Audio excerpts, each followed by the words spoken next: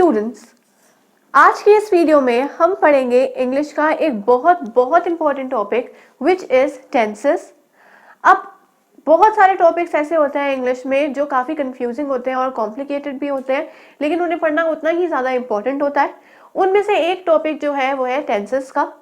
Tense हमारे English में या वोकैब्युलरी में बहुत टाइप के होते हैं, लेकिन 3 टेंस जो है वो बहुत ज़्यादा इंपॉर्टेंट होते हैं क्योंकि उन्हीं के ही सब पार्ट्स आगे जाकर बनते हैं। अगर हम पहले डेफिनेशन की बात करें तो टेंस जो है वो किसी भी इवेंट के टाइम के बारे में बताता है कि एक इवेंट जो हुआ वो किस टाइम पे हुआ है, वो हमें पता लगता है through tense of verb. So first, if we understand the definition of tenses, then I can say that the definition will be that a tense of a verb determines the time at which an event has occurred. Now in English there are 3 basic type of tenses I can say. So let us discuss the type of tenses. The first type is simple present tense. The second is simple past tense. And the third is simple future tense. I can say that these 3 tenses are the building block of the tense, or I can say of the subject or the topic tense. Simple present tells us that the event is occurring now, it is related to now, or I can say at the moment. So whenever I have to describe a tense which is occurring now, I will describe it as simple present tense. But if I have to describe the tense जो या ऐसा event मुझे describe करना है जो बीत चुका है या जो खत्म हो चुका है, that case I will be making use of simple past. Previous events or the events which are over now.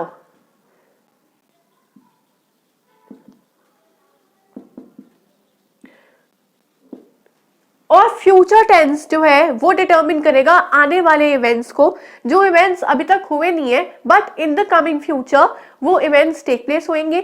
So that type of tense is refer to as simple future tense.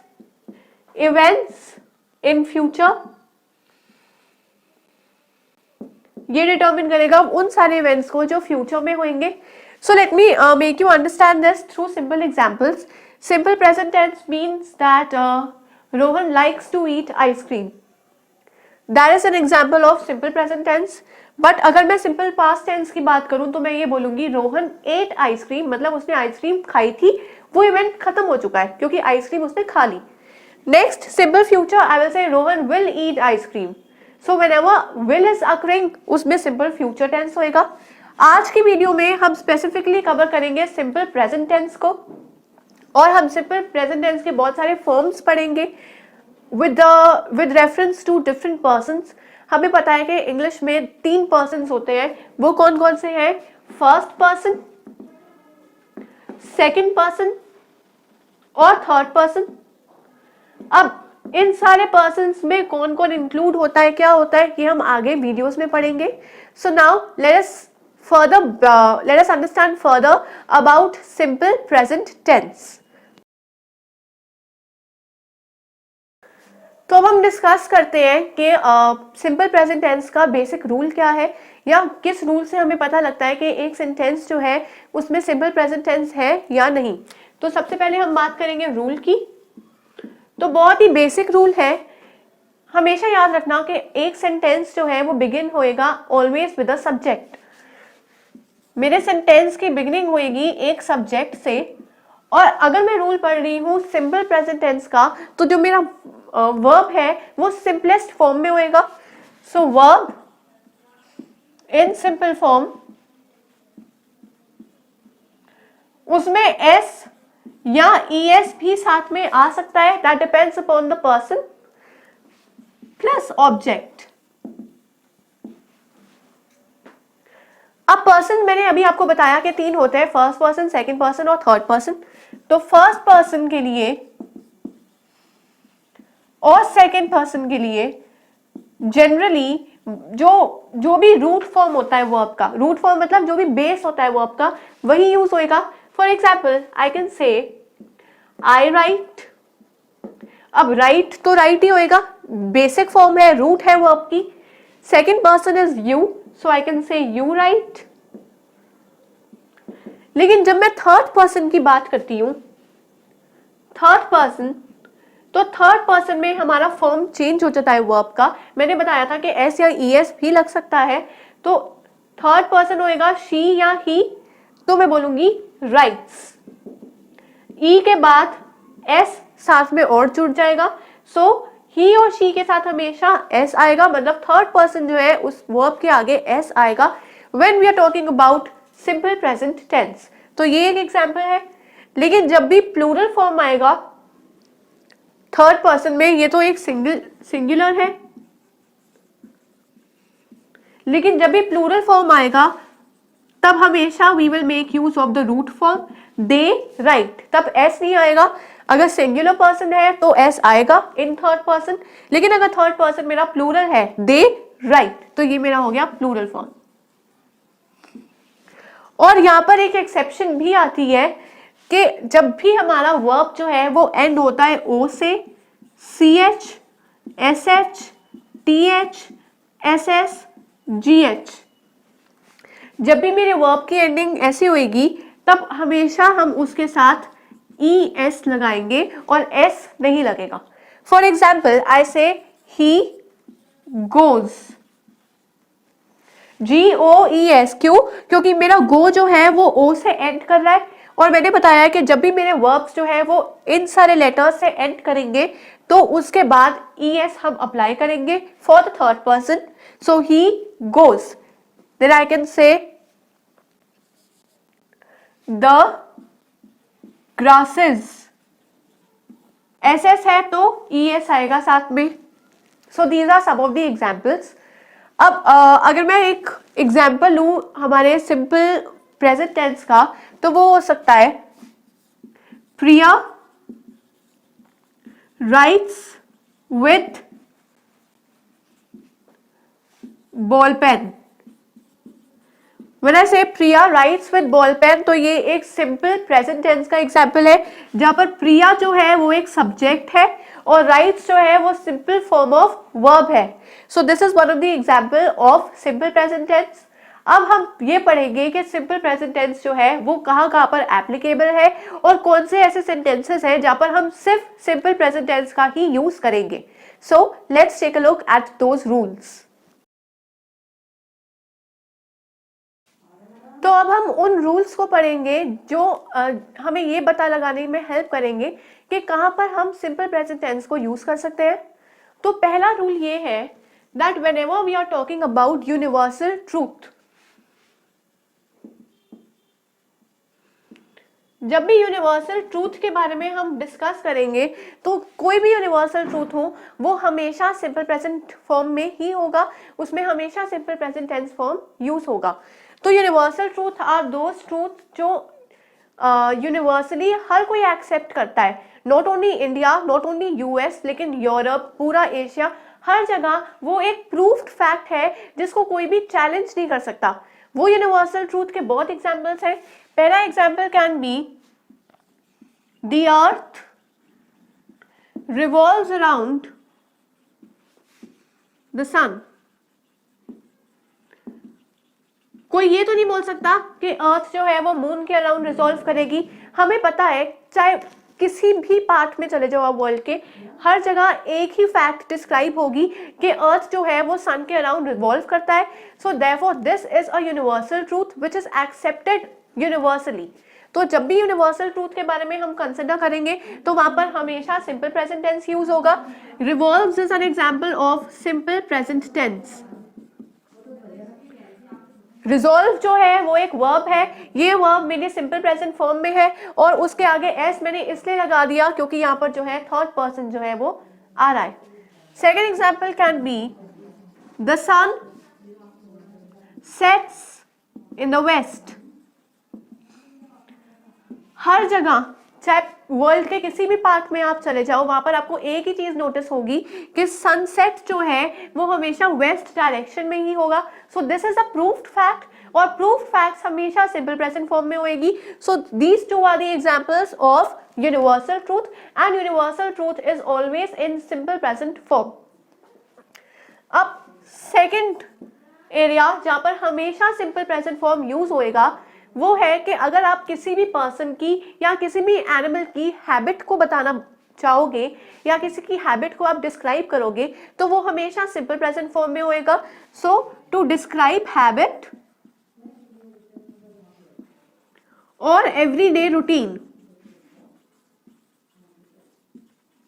या तो अगर आप किसी के routine को justify कर रहे हो या डिस्क्राइब कर रहे हो या किसी के साथ डिस्कस कर रहे हो या किसी की हैबिट बता रहे हो, so in that case again we will be making use of simple present tense. इसका एग्जांपल क्या है?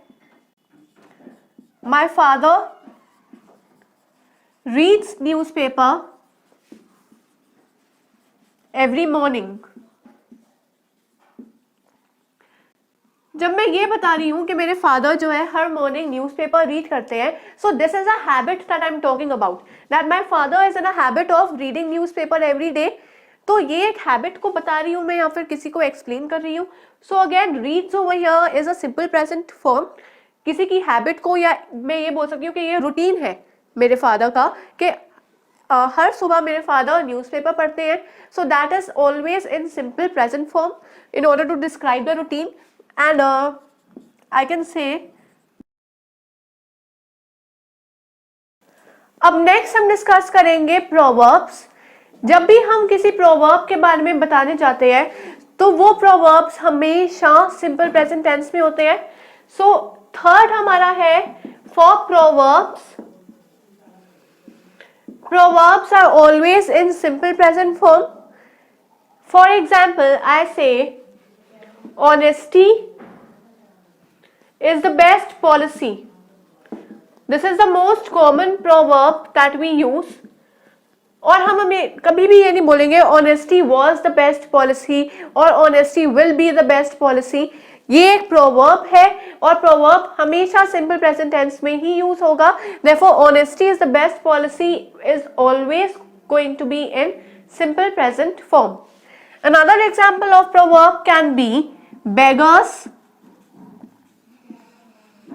cannot be choosers.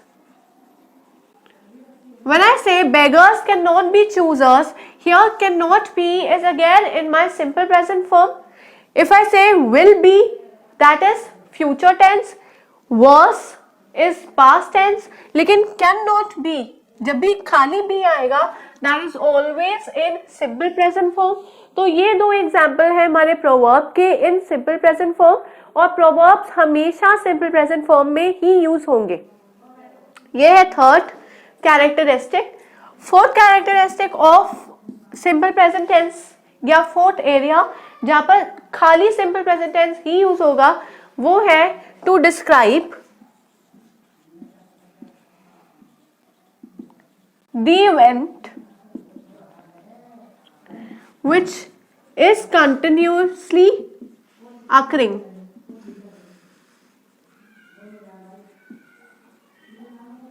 बट वो कभी भी कंटिन्यूस फॉर्म में नहीं होगा।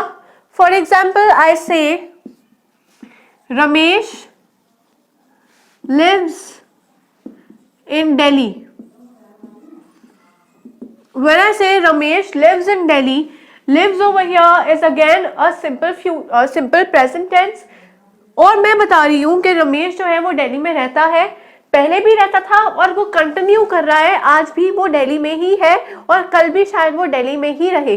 सो रमेश लिव्स इन दिल्ली एक ऐसा इवेंट जो कंटिन्यूसली अकर कर रहा है, अभी मैं बता रही हूँ आपको तब भी वो चीज हो रही है। So Ramesh lives in Delhi is one of the example of present tense, और जहां पर मैं ये अपना इवेंट जो है वो डिस्क्राइब कर रही हूँ और वो इवेंट अभी भी कंटिन्यू हो रहा है। तो ये जो चार है ये एग्जाम्पल है हमारे, और ये रूल्स है जहां पर simple present tense definitely use होगा और इनके अलावा हम किसी भी दूसरे टेंस का यूज नहीं कर सकते। अब जब तक मैंने देखा है हमारे मोस्टली सारे एग्जाम्पल्स जो है वो हमेशा एक पॉजिटिव सेंटेंस में ही बने हैं, and positive sentence is an affirmative sentence. अब हम वो सेंटेंसेस देखेंगे जहां पर नेगेशन का यूज होगा। नेगेशन मीन्स के जहां पर भी नॉट हमारे सेंटेंस में आएगा, तो नॉट के साथ हम प्रेजेंट टेंस कैसे यूज करेंगे, that is the next topic in this video. तो नॉट जो है वो हमेशा हमारा प्रेजेंट टेंस से पहले यूज होएगा। प्रेजेंट टेंस क्या है, एक वर्ब है, तो नॉट प्लस वर्ब जो है वो यूज होगा एज प्रेजेंट टेंस। तो इसके थोड़े से एग्जाम्पल्स हम देख लेते हैं। For example I say Sunita does not sing well.